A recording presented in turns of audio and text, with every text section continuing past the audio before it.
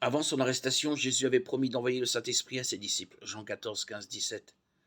L'Esprit habite avec vous et sera en vous, dit Jésus. Jean 14, 17.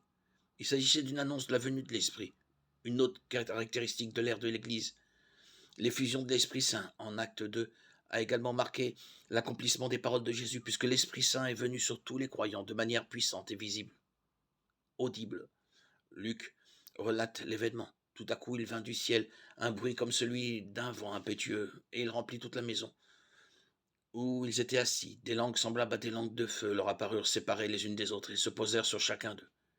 Et ils furent tous remplis du Saint-Esprit et se mirent à parler en d'autres langues, selon que l'Esprit leur donnait de s'exprimer. Acte 2, 2, 4. Immédiatement, les croyants remplis de l'Esprit sont allés dans les rues de Jérusalem et ont prêché le Christ. 3000 personnes ont été sauvées et baptisées ce jour-là. C'était le commencement de l'Église. L'effusion du Saint-Esprit sur l'humanité et l'inauguration de la nouvelle alliance qui a été ratifiée par le sang de Jésus. Luc 22, 20.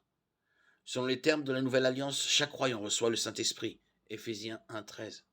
Depuis la Pentecôte, le Saint-Esprit baptise chaque croyant dans le Christ au moment du salut. 1 Corinthiens 12, 13. Car il vient peupler en permanence le cœur de chacun des enfants de Dieu.